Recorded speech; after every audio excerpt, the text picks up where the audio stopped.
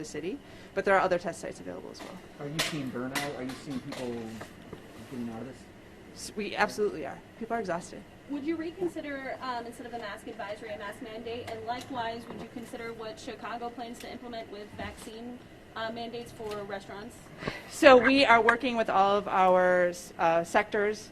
Mayor Johnson and I met this morning to have this conversation. I think, again, our mask advisory stands, and everyone knows what they need to do. Please put on your masks and please get vaccinated. Again, the messaging has not changed. Can you talk about that 20% positivity, put it in some context, and why does it concern you? It's concerning because it's 20% of the people who are getting tested in the city of Milwaukee are positive. To me, that's very concerning. So it's a fifth of everyone who has the time to get tested is positive, or is able to take the time to get tested is positive. Historically, it's a bit lower. It's been significantly lower. It's hard to make comparisons between the early on in the pandemic. Part of the challenge is testing availability. So again, we just know at this point in time our test positivity rate is high. There's a large number of cases in our community. There's community spread, and we need to assure that we use every mitigation layer available to us. Are we worried about testing supplies, or do we have enough tests to go around? So currently the Milwaukee Health Department has enough testing supply, yes. What influence does at-home rapid testing have on the data that comes out of facilities like this? So it doesn't have, that's a great question. It doesn't have any influence on our data. So if someone tests at home and it's positive, we don't have any way of gathering that information. How does that impact your ability to do your job mitigating the pandemic? So that makes it certainly more challenging. That is, thank you for mentioning that, because that's one of the points I wanted to make, is that if you test positive with a PCR, or with a rapid test at home, so a rapid antigen test at home, and it is positive, and you are symptomatic, you do not need to come and get in this long line to have it confirmed with a PCR test. You can assume that it is positive and that you should follow the precautions. What factors would prompt you to, reissue a health a health order? And I guess, Mayor Johnson, would you like to see that happen? Sure, so I can speak to that. So I think one of the challenges we face is the politics around a health order specifically. I am absolutely in favor of people wearing masks. I think there are challenges around enforcement. There are challenges around our legal and statutory authority as public health officials, and I don't want that to be threatened in the future, and that is a very real issue we have in the state of Wisconsin. So you shouldn't anticipate seeing another health order issue? I can't say that for certain, but... So to clarify and follow up, when you said you discussed this today, what exactly did those discussions involve? Any additional steps? So the discussions today were really a review of what our strategy is, and again, the messaging really hasn't changed. And then really an overview of the situation around the nuance in a health order, an ordinance, and what that means for the city and what that means for public health long term. Yeah, and I guess just to continue on in that note, in order for us to fight COVID and ultimately to defeat it, it's going to take all of us to be active partners in this. It's not just going to be, a mandate that comes from the city. It's going to be the actions that people take in their home, right? It's going to be making sure that folks have proper hand hygiene, that they're washing their hands thoroughly. It's going to be making sure that when you go into family gatherings that you test before you go in, and make sure that you're negative before you have those sort of congregate gatherings at home. Is going to be working to make sure, again, that folks get the vaccine. That is the most effective tool that we have, right? And I totally concur with the commissioner that I would love to see what's happening outside be the reverse of what's happening, right? You've got all these people in cars coming to get tested for COVID, but you don't have so many people getting vaccinated against COVID, right? So that's what I really want to push again to the citizens of Milwaukee, that the most effective tool to defeating COVID and making sure that you're safe, your family is safe, especially kids, right? We're seeing this spike amongst kids who are contracting COVID and going into hospitals. To protect those kids as well is to make sure you get vaccinated. That's what we want to see. As far as the outcome test, if people do test positive, should they be reporting that to the health department? And if people aren't, does that impact what our percent positivity rate truly is in Milwaukee? So it does. I mean, it certainly has a direct effect on our data. But I think at this point, we can comfortably say that we have really high community transmission. The test positivity rate is very high. And knowing whether or not people are at home with a positive rapid really doesn't change the messaging or our approach. So again, strongly encourage people who have tested positive at home to assume that they are positive and to isolate accordingly. I know you mentioned the politics of the possible mask mandate, the possible legal challenges, but we see these numbers surging right now. Why not just implement a mask mandate? So a couple things. One is I would love there to be a mask mandate that covers more than just the city of Milwaukee. I think it is challenging to have one population that can cross the street to go someplace else and be able to take their mask off and then come, to the city of Milwaukee and have to put it back on. That is not going to stop the transmission. Our borders between our communities are fluid. And again, the way we are seeing transmission occur is when people are getting it from their friends and families and at-home gatherings.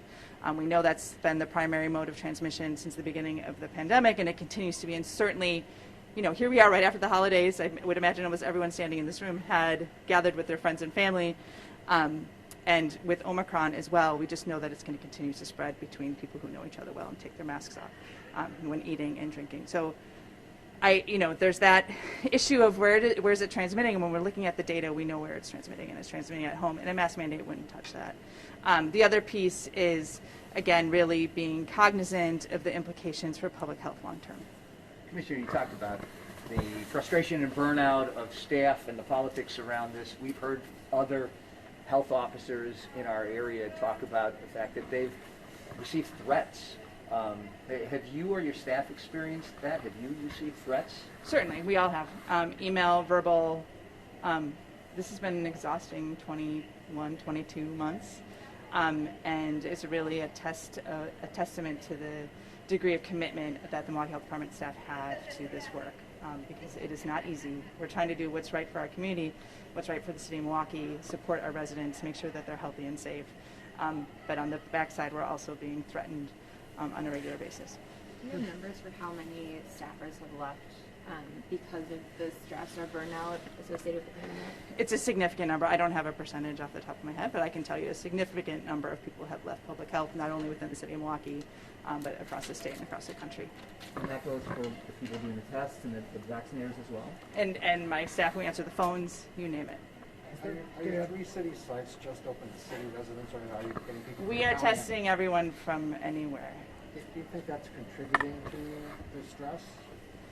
I don't know if that's contributing to this stress necessarily, but I feel strongly from a public health standpoint that we support the population. And the same question about the mask mandate. Our borders are fluid, and I want to make sure that the people that we are interacting with and all of our community members have access to the resources they need to keep themselves safe and healthy. Does the city receive anything for allowing Greenfield residents to be tested? No, and I think it's just we all support each other in public health. This is a population and public health crisis, and we're all supporting one another in this work. Absolutely. And they have also done a tremendous amount of work. Many of the other community health departments just don't have the same number of resources that the city of Milwaukee has. All right, we're going to move on to the tour portion just for the convenience of time. You guys are more than welcome to follow along. We just want to make sure that we're being really careful with the cameras. Anybody who's actually been vaccinated is not on screen. No faces, no medical records, no license plates when we go outside.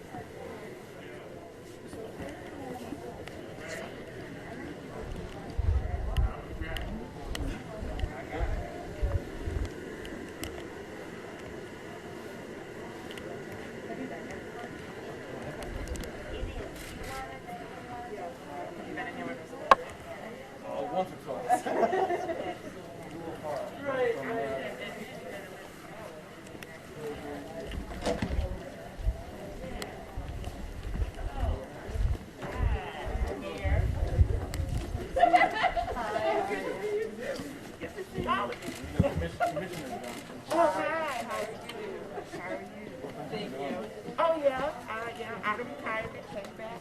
Oh yeah, okay. How Yeah. long were you were with the health department? No, I taught at MATC for 25 years. Oh, okay. I trained nurses. Oh really? Uh-huh. And we have pulled many people out of retirement. Yeah. Rosemary's been with us. Yes, in January. Yeah, okay. Yeah, uh-huh. Yeah, we started out. Wonderful to be here. Vaccinated my entire family. We're on the way. Yeah, we're doing We're it. just waiting for the younger younger kids one. to get it. But Right. everybody else in my house has gotten it too. Oh, yeah. Vaccinated everybody in the house, work and everything. Yeah. My wife and I are vaccinated and boosted. Exactly. My 11-year-old son has got both of his shots. Okay. And I got twin daughters that are 3, but they're not Oh, I eligible. saw them. It's so cute. Thank you. They'll be even cuter when they get their You shot. get that shot, yeah. That's right, that's right. Nice to meet you. Nice to meet you as well. Thank you. Thank you. Thanks. Okay.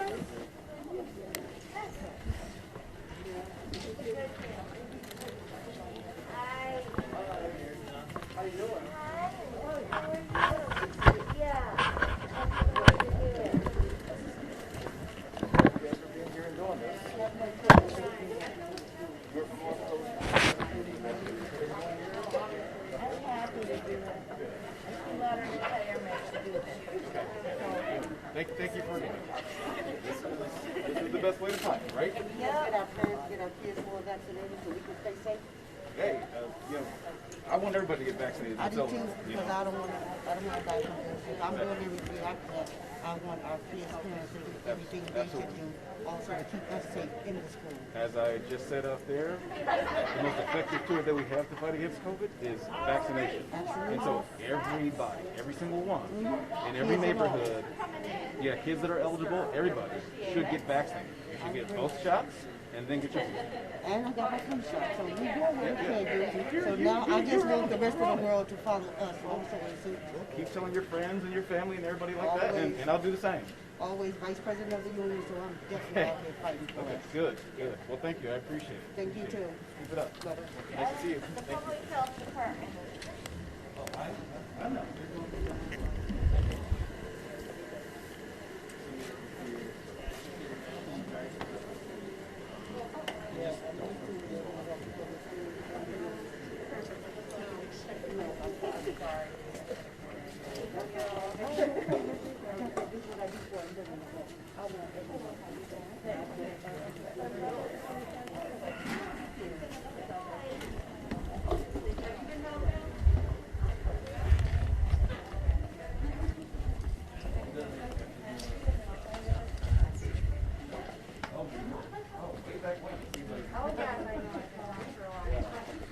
Well, thanks for making your way from down there up here and keeping the work going. Because as I've been telling folks, you know, this is that right there. That's the most effective tool that we have against COVID. So thank you for you know making sure that folks are getting prepared to take the shot and getting it in their arms. You're doing a really important job. We appreciate it. Thank you. Thanks. Nice to meet you.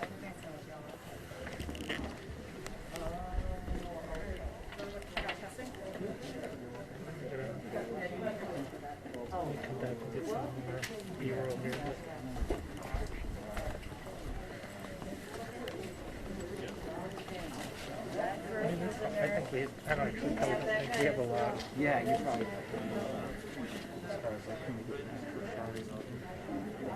to just get videos from the testing site.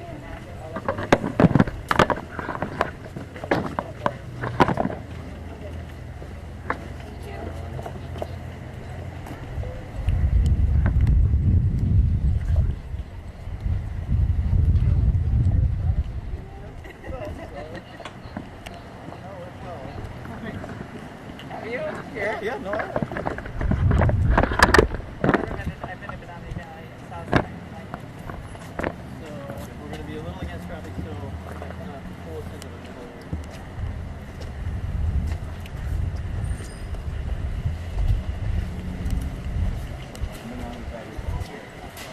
Yeah, so Mayor Johnson, we were able to, really kind of like infrastructure we have right at our health center. Just really hard to, DPW, specifically Steve Olgen, I just say, an electrician, Lane and I, he helped us with just getting everything set up for heat, for staff support and everything, but really the purpose of last year is testing. 3 or 4 testing lanes, we've done vaccine in here as well right now already. 2 lanes. We're kind of obviously doing staff at that stage right now. So 2 dedicated lanes running for typically tester with a lane right now. And we wrap logistically just traffic around trying to get off. A lot of demand. Yeah. So it's been a good, infrastructure line. So let's get on.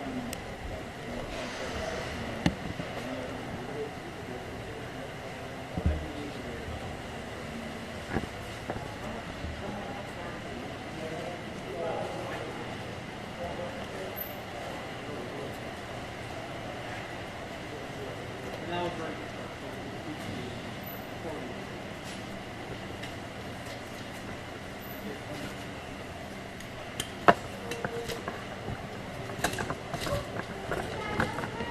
You want the tripod? Huh? You want the tripod to get in there?